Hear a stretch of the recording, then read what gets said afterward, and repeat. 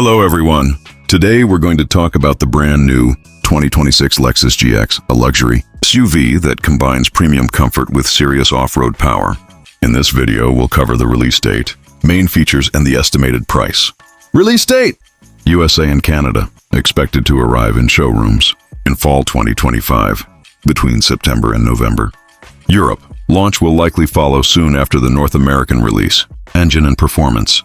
Powered by a 3.4-liter twin-turbo V6 engine, producing around 349 horsepower and 479 lb-ft of torque. Comes with a 10-speed automatic transmission and a full-time 4WD system. Can accelerate from 0-60 mph in about 6.3 seconds. Fuel economy is expected at around 15 mpg city and 21 mph highway.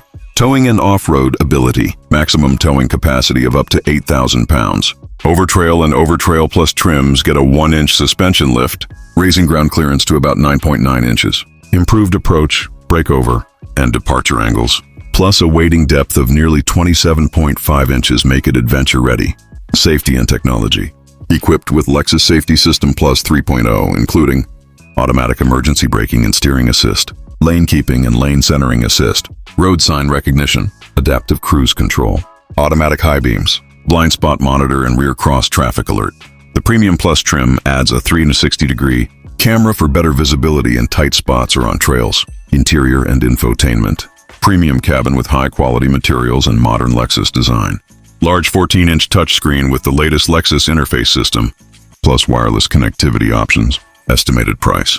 Starting price in the US is expected around $66,000, going up to about $82,000 for higher trims.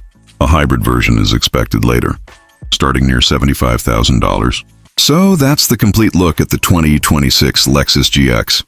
Powerful, stylish, and capable of handling both luxury drives and rugged trails.